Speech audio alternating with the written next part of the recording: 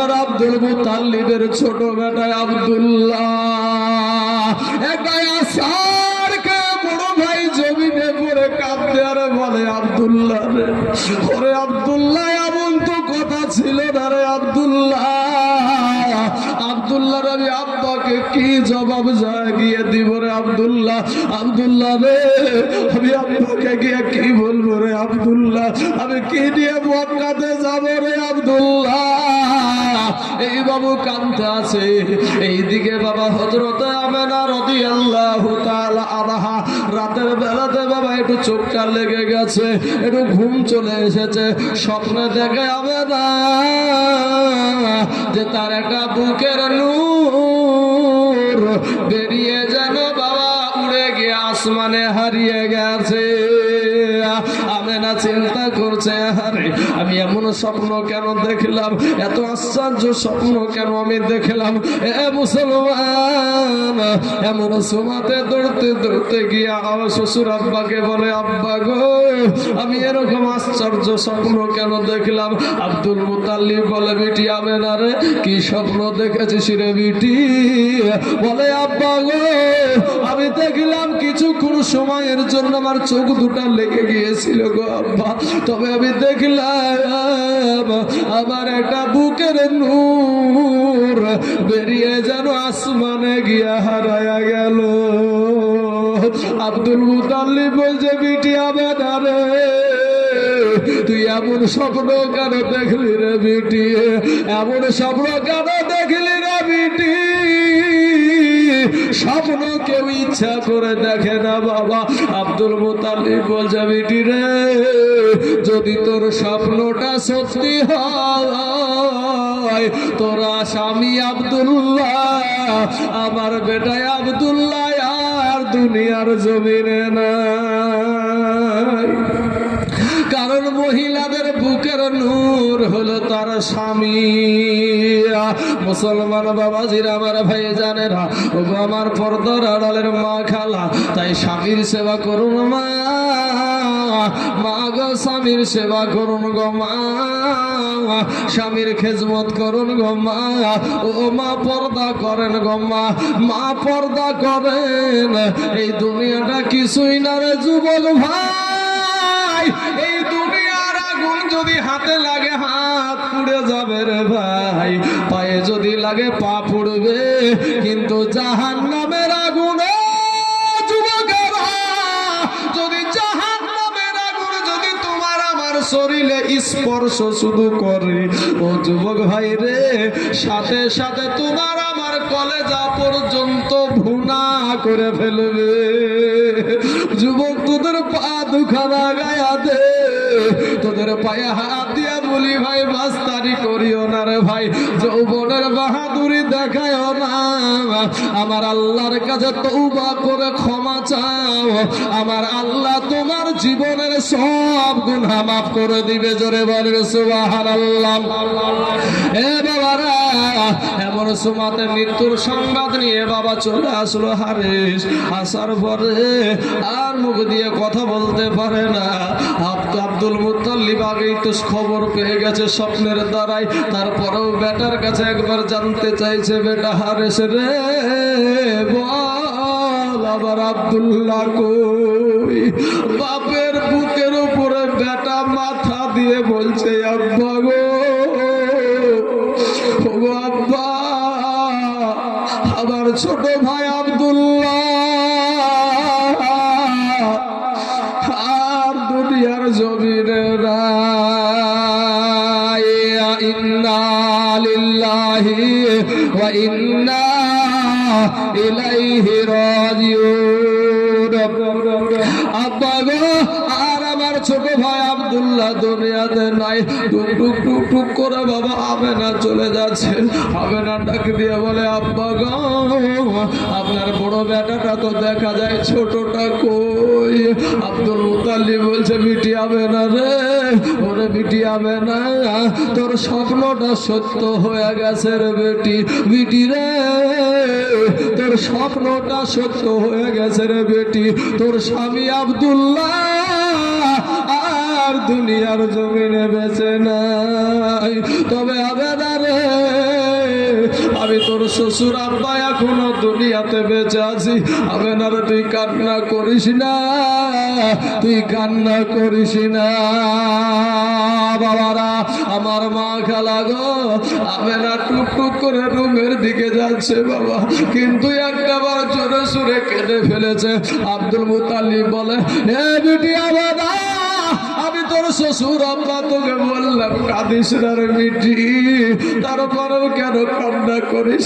আমেনা বলে, আব্বা গো, আমি যদি জোরে না কাঁদতাম, আমি যদি না আওয়াজ করতাম, আব্বা গো, আমার কলেজা খানা যেন ফেটে যাচ্ছিল। আব্বা, আমার নবী, আপনার নবী, সারা কুল কায়নাতের নবী বাবা, দুনিয়ার জমিনে বাবা হারায় এতিম বাল্যকালে, বাল্যকালে এ মা বাবে যা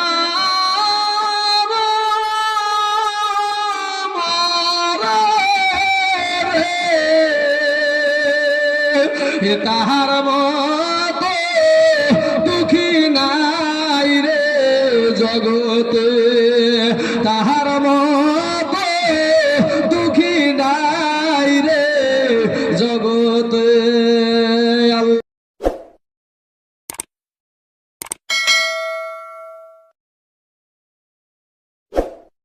ওরে বেটা আব্দুল্লাহ, আমি তোর আব্বা, তোর বিবাহ দিয়াছি রে বেটা। বেটা রে, বাড়িতে বউ এসেছে, নাতি হবে পুতি হবে রে বেটা, এটা খরচের ব্যাপার আছে রে বেটা। বেটা রে, তোকে এবার ব্যবসার জন্য বাইরে যেতে হবে। আব্দুল্লাহ বলছে, আব্বা গো, জীবনে কোনোদিন একটা খেড় ভেঙে দুটা করি নাই গো আব্বা, আর তুমি আমাকে যেতে বলছো ব্যবসা করতে, তবে আব্বা গো কত দূরে যেতে হবে? আব্দুল মুতাল্লিব বলে, হে দাদা আব্দুল্লাহ, যতই দূরে যেতে হোক না কেন, তোকে একা যেতে হবে না, তোর ভাইদের সঙ্গে যা। আব্দুল্লাহ বলছে, আব্বা, জীবনে কোনোদিন বাইরে যাইনি গো আব্বা, রাস্তাঘাটও চিনি না, তবে আমার ভাইদেরকে একটু আপনি বইলা দিয়ে জানে তারা আমাকে দেখে দেখে রাখে। তবে আব্বা গো, আমি বিদেশ দেশে চলে যাব বাণিজ্যের জন্য গো আব্বা, ইনকামের জন্য, ব্যবসার জন্য আমি বাইরে চলে যাব। তবে আব্বা গো, ওই দেখেন দরজায় দাঁড়িয়ে দাঁড়িয়ে আমার আবেনা চুপ টুক টুক টুক করে তাকাইতেছে গো আব্বা, আমি একটু আমার আমেনাকে সালাম করে আসি, আমি একটু কাবাকে তো অফ করে আসি, আমি আমেনার কাছ থেকে বিদায় নিয়ে আসি। আব্দুল্লাহ বাবা টুক টুক টুক টুক করে আমেনার কাছে চলে গেল। আমেনাকে গিয়ে বলে, আমেনা, আমেনা গো, আমি ব্যবসার জন্য বিদেশ দেশ চলে যাব গো আমেনা, আমি বাণিজ্যের জন্য আমি বিদেশে চলে যাব আমেনা গো। এতদিন আমি ঘর সংসার তোমার সাথে করলাম গো আমেনা, কই হয়তো তোমার আমি কোনো হক আমি আদায় করতে পারি নাই গো আমেনা। আমেনা গো, যদি তুমি আমাকে তুমি আমার কারণে কষ্ট পেয়ে থাকো, আমাকে তুমি মাফ করে দিও আমেনা গো। আবার যদি ফিরায় আসি, আবার দেখা হবে গো আমেনা, আর যদি মারা যায় এটাই শেষ বিদায়। আমার নবী মা আমেনার গর্ভে আব্বা হারায় এতিম হয়ে যাচ্ছে বাবা। কেউ বলেছে 4 মাসের পেটে, কেউ বলেছে বাবা 6 মাসের পেটে। বাবা গো, সোনা মালিকেরা আমেনাটা ডাক দিয়ে বলছে, স্বামী গো, আপনি তো একা যাচ্ছেন না গো স্বামী, কেউ তো মরণের কথা বললো না, আপনি কেন মরণের কথা মুখে আনলেন? বলে, আমেনা রে, মরণ তো কাঁচা পাকা দেখে না রে আমেনা। বলে, আমি হাজার হলেও বাবা নবীর আব্বা জান মরণকে কোনো সময় দূরে রাখে না। বাবা গো, আমার নবী বলেছেন, আপনি ডান দিকে সালাম ফিরায় আছেন, বাম দিকে যে সালাম ফিরাতে পারবেন এটার কোনো গ্যারেন্টি নাই। মউতটাকে এত কাছে রাখেন বাবা। ও সোনা মানিক, যুবকরা রাতের বেলায় যায় ঘুমাবারে ভাই, যদি বাইরে রাতটার কান্না পুহায়, রাতটা যদি আর সকাল না হয়, এই দেশের মানুষেরা তোমার আপন জনেরাই বাজারে গিয়ে বাস কেটে তোমাকে কবর দিয়ে দিবে রে যুবক। একটু রাতের বেলায় সূর্যে আপনার বাল্বের সুইচটা বন্ধ করে একটা বার চিন্তা করো, কবর তো এত কঠিন হবে, কবর তো এত কঠিন হবে, এরকম অন্ধকার হবে। ও যুবক ভাই, কি নিয়ে থাকবা, কি নিয়ে কবরে যাবার যুবক? মাস্তানি করিস না রে ভাই, রক্তের বাহাদুরি দেখায় আনার যুবক। তোমার যৌবনের বাহাদুরি বেশি দিন নয় রে ভাই। ও যুবক, আবার বাবজিরা যারা সাদা দাড়িওয়ালা মানুষ এখানে বসে আছে বাবা, এই ব্যক্তিগুলাকে জিজ্ঞাসা করেন, দাদা গো আপনাদের যৌবনের অবস্থা কেমন? দাদা বলবে, ভাই রে আর যৌবন না। এই কবি বলছেন, ও তোর গলা দিন ফুরায়া যাবে, যৌবনে লাগবে ভাটি, ওই যে দেখো ডাকিতেছে তোমার কবরের মাটি। সব সময় কবরের মাটি ডাকতেই থাকে বাবা। তাই কবি বলছেন, ও তোর গহনা যৌবন ফুরায়া যাবে, যৌবনে লাগবে ভাটি, ওই যে দেখো ডাকিতেছে তোমার কবরের মাটি, ওই যে দেখো ডাকিতেছে তোমার কবরের মাটি। ভাইরে সন্ধ্যার আগে যেদিন এ ডুবিবে বেলা, এক নিমিষে শেষ হইবে তোমার রঙ্গেরি মেলা। বাইরে সন্ধ্যার আগে যেদিন এ ডুবিবে বেলা, এক মুহূর্তে শেষ হইবে তোমার রঙ্গেরি মেলা। তুমি তাকার মারে এ জোর ধম, কার মাথায় ভাঙিবা লাঠি, ভাইরে কার মারে এ জোর ধম, কার মাথায় ভাঙিবা লাঠি, ওই যে দেখো ডাকিতেছে তোমার কবরের মাটি, ওই যে দেখো ডাকিতেছে তোমার কবরের মাটি। ভাইরে খবর পেয়ে আসবে আত্মীয় স্বজন, এই চতুর্পাশে বসে তাহারা করিবে কন্দন, মনের মতো সাজায়া দিবে কি সুন্দর পরিবাটি, ওই যে দেখো ডাকিতেছে তোমার কবরের মাটি। যুবক রে, ও যুবক ভাই, ওই যে দেখো ডাকিতেছে তোমার কবরের মাটি, ও তোর গহনা দিন ফুরায়া যাবে, যৌবনে লাগবে ভাটি, ওই যে দেখো ডাকিতেছে তোমার কবরের মাটি।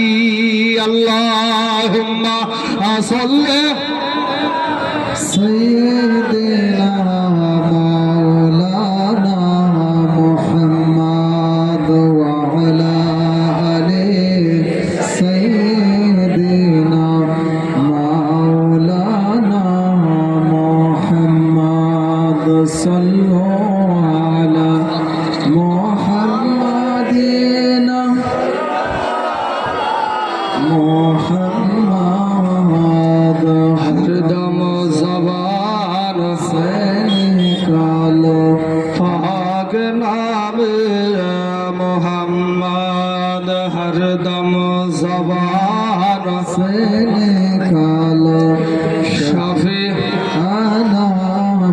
সাল্লাল্লাহু আলাইহি ওয়াসাল্লাম বাবা গো আমেনা দুয়ারে দাঁড়িয়ে আছে গো। এবার আব্দুল্লাহ টুক টুক টুক টুক করে কাবা শরীফের কাছে চলে যাচ্ছে বাবা। এইদিকে আমেনার দুই চোখ দিয়ে পানি ঝরতে লাগলো রে বাবা। এই যে পানি ঝরতে লাগলো আজও লাগলো কেন লাগলো, জীবনে কোনোদিন আর আমেনার চোখের পানি বন্ধ হলো না বাবা গো। এবার আব্দুল্লাহ কাবা শরীফকে ধরে বলে কাবা রে, ওরে কাবা আমি বিদেশ দেশ চলে যাব রে কাবা, আমি বিদেশে চলে যাব। ওরে কাবা আমি তোকে ছেড়ে জীবনে কোনোদিন কোথাও পা রাখিনি, তোকে ছেড়ে জীবনে কোনোদিন কোথাও চলে যাইনি। এই প্রথমবার আমি বিদেশ দেশে যাব রে কাবা। কাবাকে তওয়াফ করলো বাবা। এরপরে আব্দুল মুতাল্লিব ভাইদেরকে ডেকে বলছে বেটারা রে, এটা আমার ছোট বেটা আব্দুল্লাহ রে বেটা, বেটা রে ইয়াকুব নবীর 10টা বেটা ইউসুফ নবীকে কুয়ার ভিতরে ফেলে দিয়েছিল। এই ইউসুফের জন্য ইয়াকুব নবীর চোখের দৃষ্টি হারায়া গিয়েছিল। বড় বেটারা আমার ছোট বেটাটার সাথে যেন তোরা অন্যায় করিস না, তোরা যেন অপরাধ করিস না, আমার আব্দুল্লাহর যেন কোনো ক্ষতি করিস না, কারণ আমি আব্দুল মুতাল্লিব, আমার আব্দুল্লাহকে ছাড়া আমি বাঁচব না। বড় ভাইয়েরা বলল আব্বা গো কত আদরের আমাদের ছোট ভাই আব্দুল্লাহ, কত আদর করে বড় ভাই বলে আমাদেরকে ডাকে, কেন আমি তাকে মারবো গো। এবার বাবা আব্দুল্লাহ বলছে আব্বা গো এখানে তো 10টা উট সারিবদ্ধ ভাবে দাঁড়িয়ে আছে, আমি কোন উটটাই চেপে যাব। আব্দুল মুতাল্লিব বলছে বেটা রে এরা তোর সবাই বড় ভাই রে বেটা, তুই বড়দের সামনে কোনো সময় যেতে হয় না, তুই পেছনের উটটাতে চেপে যা। পেছনের উটটাতে বাবা চেপে গেল, আস্তে আস্তে উটগুলা ছেড়তে আরম্ভ করে দিয়েছে।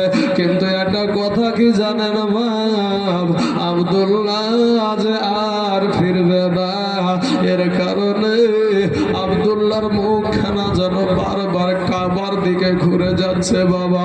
আব্দুল্লাহর মুখখানা যেন বারবার বাবার দিকে ঘুরে যাচ্ছে, আব্দুল্লাহর মুখখানা যেন আমেনার দিকে ঘুরে যাচ্ছে রে বাবা। আমেনা দুয়ারে দাঁড়িয়ে দাঁড়িয়ে বাবা স্বামী চলে যাচ্ছে এটা দেখতাছি। এ বাবারা কোথায় গেল, কোথায় যাবে বাবা? ব্যবসার জন্য শাম দেশে গিয়ে ব্যবসা করলেন বাবা। ব্যবসাতে লাভ হয়েছে, বড় আনন্দ, বড় খুশি রে বাবা। আব্দুল্লাহ মনে মনে চিন্তা করছে আমার লাভ হয়েছে, আমি বাড়ি ফিরে যাব, আবার আমার আমেনার সাথে দেখা হবে, আবার আমার বাবার সাথে দেখা হবে, আবার আমি কাবাকে তওয়াফ করব। এই আনন্দ নিয়া বাবা আবার উটের উপরে চড়ে চলে আসছে।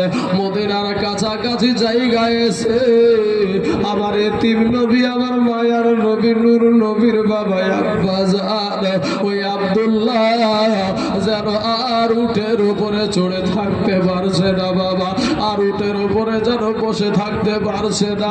এবার আব্দুল্লাহ বড় ভাইদেরকে লক্ষ্য করে বলছে, বড় ভাইরা গো তোমরা একটু দাঁড়িয়ে যাও গো, আমাকে তোমরা একটু উট থেকে নামায় নাও, আমি যেন আর উটের উপরে চড়ে থাকতে পারছি না। বড় ভাইয়েরা বাবা তাড়াতাড়ি করে আপনার কি করলো, উটের উপর থেকে নামায়া নিল। কোথায় যাবে? কোন নার্সিং হোমে গেল না, কোন হসপিটালে গেল না বাবা, ওই মদিনা শরীফের আজমি নাদার গোত্রের ভিতরে নানা নানির বাড়িতে একটা বিছানা করে দিল। ওই বিছানাতে আব্দুল্লাহকে শোয়া দিল রে বাবা। একদিন গেল, 2 দিন গেল বাবা, আব্দুল্লাহর আর কোনো উন্নতি হলো না। আমার নবীর আব্বা জানের কুমাগুলা যেন বসে বসে যাচ্ছে, চোখগুলা যেন বসে বসে যাচ্ছে। আব্দুল্লাহ ভাইদেরকে ডেকে বলছে, ভাইরা গো, একটা বাড়িতে আর কতদিন সবাই মিলে থাকা যায়, যাও তোমরা বাড়ি চলে যাও। আব্দুল্লাহর বড় ভাইয়েরা বলছে, আব্দুল্লাহ রে, আমরা তোকে সঙ্গে করে নিয়ে এসেছি, আবার সঙ্গে করে নিয়ে যাব, আমাদেরকে যদি আব্বা জিজ্ঞাসা করে কি জবাব দিব? আব্দুল্লাহ বলছে, না, আমার আর মক্কা যাওয়া হবে না, আমার আর আবেনার সাথে দেখা হবে না, আমার আর কাবা তওয়াফ করা হবে না, আমার বাবাকে আর বাবা বলে ডাকতে আমি পাবো না। এ বাবারা, এইরকম আব্দুল্লাহ মনে মনে চিন্তা করছে। বড় ভাইদেরকে বলছে, ভাইয়েরা গো, তোমরা বড় বাড়ি চলে যাও, আর তোমাদের সাথে আমি যে উটটাতে চেড়ে এসেছি সেই উটটাও তোমরা নিয়ে চলে যাও। এই উটটা নিয়ে গিয়া তোমরা আবার আমেনার দুয়ারে হাঁকায়া দিও। খালি উটটা দেখে আমার আমেনা কত কাঁদবে, আমার আমেনাকে তোমরা একটু বুঝায়া বুঝায়া বলিও গো। ভাইরা বললো, আব্দুল্লাহ রে, অসুখ হয়েছে রে ভাই, আল্লাহ অসুখ দিয়েছে, তুই ভালো হবি রে ভাই, তুই ভালো হয়ে যাওয়ার পরে আবার তুই কিসে চড়ে চলে যাবি রে ভাই? উটটা যদি তুই পাঠায়া দিস। আব্দুল্লাহ বলছে, না, আবার আর উঠে চড়া হবে না। ভাইয়েরা বুঝায়া বুঝায়া ভাইদেরকে বাবা পাঠায়া দিল। এইদিকে বাবা 16 বছরের আমেনা, অল্প বয়সের আমেনা, ওই আমেনা রাদিয়াল্লাহু তাআলা আনহা চিন্তা করে, আমার স্বামী কেন আসে না? সবাই ব্যবসা থেকে বাড়ি ফিরতে শুরু করেছে, আমার স্বামী কেন আসে না? আমার স্বামী কেন এখনো আসে না? তাকায়া দেখে, রাস্তার দিকে তাকিয়ে দেখে একটা উটের দল যেন চলে আসছে। আমেনা চালাক মেয়ে, এবার মনে মনে চিন্তা করছে, এই উটের দলই মনে হয় আমার স্বামী আছে। ঠিক বাবা, উট একটা একটা করে আব্দুল মুতাল্লিবের দরজায় ঢুকতে শুরু হয়ে গেল, প্রবেশ করতে শুরু করে দিল। বাবা আমেনা একটা একটা করে গুনতে আরম্ভ করেছে। কিন্তু বাবা গো, যখন 9 নম্বরের উটটা চলে গেছে, 10 নম্বরের উটটার দিকে তাকায়া দেখে যে ওই উটটার চোখ দিয়ে যেন বাবা ঝড় নয়নে পানি ঝরে যাচ্ছে, দর দর দর দর করে যেন চোখ দিয়ে পানি বেয়ে বেয়ে পড়ছে। এ বাবারা, আমার পর্দার আড়ালের মা খালা আমেনা আপনার নজর করে দেখে উটের পিঠের হাওদার দিকে তাকায়া দেখে যে উটের পিঠে কোনো সুয়ারি নাই, কোনো মানুষ নাই, তার স্বামী আব্দুল্লাহ নাই। আমেনা চিন্তা করছে, আহারে, আমার স্বামীকে দেখা যায় না কেন? কি ব্যাপার, আমার স্বামীকে কেন দেখতে পাই না? এ বাবারা, আমি আমেনা টুকটুক করে শ্বশুর আব্বার কাছে যাচ্ছে। এইদিকে ভাইয়েরা আপনার আব্দুল মুতাল্লিবের কাছে চলে গেল। আব্দুল মুতাল্লিব বলছে, বেটা রে, তোরা কোথায় ব্যবসা করলি আমার জানার কোনো দরকার নাই, কত টাকা ইনকাম করলি আমার জানার দরকার নাই, তবে একটা বার বল, আমার ছোট বেটা আব্দুল্লাহ কই? আমার ছোট বেটাটা কই? এবার বড় বেটা হারেস ডাক দিয়া বলে, আব্বা গো, আপনার ছোট বেটা আছে আব্বা, তবে অসুস্থ হয়ে গেছে, বেমার হয়ে গেছে, আপনার বেটা উঠে চড়ে আসতে পারে নাই, তাই মদিনায় ওই নানা নানির বাড়িতে রেখে দিয়া চলে এসেছি। আব্দুল মুতাল্লিব বলে, বেটা রে, আমার অসুস্থ বেটাকে রেখে দিয়া, আমার রোগে আক্রান্ত হওয়া বেটাকে রেখে দিয়া তোরা চলে আসলি রে বেটা, আমি জন্মদাতা পিতা, আমি যদি মারাও যেতাম রে বেটা, তারপরেও আবার ওই কলেজের টুকরা বেটাকে আমি ফেলে আসতাম না। বাপের বেটা জানে মরে না, এ মা জননী কাঁদে বাঁচে না। বাপের বেটা জানে মরে না, এ মা জননী কাঁদে বাঁচে না। ভাই যুবক, এখানে যে সমস্ত যুবকের আছো ভাই, যাদের বাবা বেঁচে আছে, সেই যুবক ছেলেদেরকে বলছে ভাই, বাপের চাইতে এই দুনিয়াতে সবচাইতে ভারী জিনিস কি জানো? তার সন্তানের খাটলা। বাপের কাছে সবচাইতে ভারী বোঝা হলো তার সন্তানের খাটলা বহানো। আমি যখন ছোট্ট ছেলে, মাদ্রাসাতেও পড়ি নাই, তো মা যখন আমাদেরকে ঘুম দিত, আমার জনম দক্ষিণী মা, যার পেটে আমি 10 মাস ছিলাম, যেই মা আমাকে 2 বছর বুকের দুগ্ধ খাওয়ায় আছে, সেই মা যখন আমাদেরকে ঘুম দিত তখন এইটা বলতো, কি বলতো? যে বাপের বেটা জানে মরে না, এ মা জননী কাঁদে বাঁচে না। বাপের বেটা জানে মরে না, এ মা জননী কাঁদে বাঁচে না। বাপের ছেলে পুত্র মোলে গো ভাই, কলে যা যাই চলে, বাপের মুখে হাসি চোখে পানি মানে না, এ মা জননী কাঁদে বাঁচে না। বাপের বেটা জানে মরে না, এ মা জননী কাঁদে বাঁচে না। যেমন কাঁচা বাঁশের ঘুন, কাঁচা বাঁশে ঘুন লাগলে কি হয় গো ভাই? এই যুবকেরা, কাঁচা বাঁশে যদি ঘুন লেগে যায়, সেই বাঁশের কোনো বস্তু থাকে বাজি? কোনো বস্তু থাকে না। কোন যুবক ছেলে যদি বাপের চোখের সামনে যদি মারা যায়, ওই বাপের বডি থাকে ঠিকই, ভিতরে মাল্লু থাকে না। বুঝলেন? বাপের যদি যুবক ছেলে যদি মারা যায়, তাহলে বাপের শরীর ঠিক থাকে, কিন্তু ভিতরে মাল্লু শেষ হয়ে যায়। বাপ মুখ ফুটিয়ে বলতে পারে না মায়ের মতন, কিন্তু ভিতরে ভিতরে বাপ কিন্তু শেষ হয়ে যায়। বাবাজি তাই কবি বলছেন, যেমন কাঁচা বাঁশের ঘুন লাগিলে হয় যেমন, ভাইরে বস্তু থাকে না, এ মা জননী কাঁদে বাঁচে না। বাপের বেটা জানে মরে না, এ মা জননী কাঁদে বাঁচে না। বাবারাম, আমার পর্দার আড়ালের মা খালা গো, সময় জানাজ রাতের বেলা আব্দুল মুতাল্লিবকে এবার আমেনা বলছে, আব্বা গো, আপনার তো সব বেটাগুলা দেখা যায় গো আব্বা, তবে আপনার ছোট বেটাটা কই? আপনার ছোট বেটাটা কই? এবার আব্দুল মুতাল্লিব বলছে, আমেনা রে, তোর স্বামী আছে রে মা, তবে অসুস্থ হয়ে গেছে, ওই মদিনাতে রেখে দিয়া চলে এসেছে।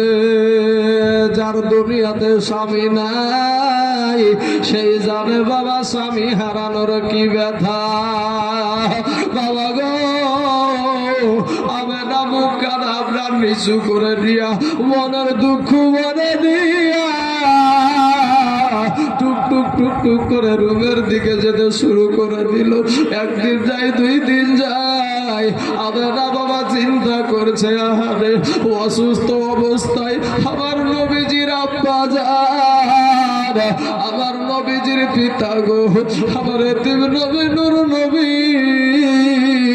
সেই নবীর আব্বা জানের মা আপনার আমেনা, হযরতে মা আমেনা রাদিয়াল্লাহু তাআলা আনহা চিন্তা করছে, আমার স্বামী রইল অসুস্থ অবস্থায় মদিনায়, আর আমি থাকলাম এই মক্কাতে। আজকে যদি আমার স্বামী আমার কাছে থাকতো, আমি একটু স্বামীর সেবা করে নেকি কামায়া নিতাম। মুখের কথা মনের কথা নিয়া শ্বশুর আব্বাকে গিয়ে বলছে, আব্বা গো, আপনার কাছে একটা আবদার নিয়ে এসেছি গো আব্বা। বলে, কি আবদার রে বিটি? আমেনা বলে, আব্বা গো, অসুস্থ অবস্থায় আমার স্বামী রইল মদিনায়, আর আমি আমেনা পড়ে রইলাম মক্কাতে। আব্বা গো, একটা পরে আমার স্বামীকে আইনা দেন, আমি আমার স্বামীর একটু খিজমত করে আমি নেকি কামাই। বাবা না, আমার মা খালা গো। আব্দুল মুতাল্লিব বলছে বিটি হবে না রে, কথাটা তুই মন্দ বলিস না রে বেটি, তবে আমি আব্দুল মুতাল্লিব একটু আমি চেষ্টা করে দেখছি আমার আব্দুল্লাহকে আনা যায় কিনা, তবে হবে না বেটি, তুই কান্না করিস না রে, হবে না, তুই কান্না করলে আমি সহ্য করতে পারি না রে, হবে না। বড় বেটা হারেসকে একটা ডাক দিয়ে বলে, হারেস রে, ওই দেখাবে না, ওই দেখাবে না চেহারার দিকে একটু তাকায়া দেখ রে, ওই দেখাবে না শরীরের দিকে, দেহ মুখের দিকে একটু তাকায়া দেখ রে। ওই আবেনার দিকে আর তাকাইতে পারি না, আবেনার দিকে আর আমি তাকাইতে পারি না, বেটা রে যা মদিনা শরীফে চলে যা, আমার বেটা আব্দুল্লাহকে ওই অসুস্থ অবস্থায় কোলে করে দিয়ে আমার কাছে পৌঁছায়া দে। বাপের হুকুম বাবা অমান্য আর করলো না। এবার আমার বাবা শুরু করে দিল, যেতে শুরু করে দিল মদিনার সরজমিনে গিয়ে। দেখবেন বাবা, আমাদের দেশে যদি কোনো মানুষ মারা যায়, আমাদের দেশে যদি কোনো মানুষ মারা যায়, যেমনি ভাবে আমরা জানাজার মাঠে যাই রে বাবা, অমনি ভাবে যেন মানুষ সারিবদ্ধ ভাবে চলে যাচ্ছে। এবার আব্দুল মুতাল্লিবের বড় বেটা হারেস একটা লোককে বলছে, ভাই গো এখানে কি হয়েছে একটা বার বলো। বলছে, ভাই এখানে কথা বলে সময় নষ্ট না করে একটা নজর দেখবা, যদি সামনে যাও। সামনে গিয়া বাবা দেখছে গো একটা খাটলার ভিতরে কাকে যেন কাফনের জড়ায়া রেখেছে। আরে সেটা ডাক দিয়ে বলে, এ মদিনার মানুষেরা গো, এই কাফনের ভিতরে গিয়া কাফনের গিটটা একটু খুলে দাও। এই কাফনের ভিতরে কে শুয়ে আছে গো? কাফনের গিটটা যখন খুলাইয়া দিয়েছে বাবা, নজর করে দেখে ওটা আর কেউ না, ওইটা হইল আমার দয়ার নবীর আব্বা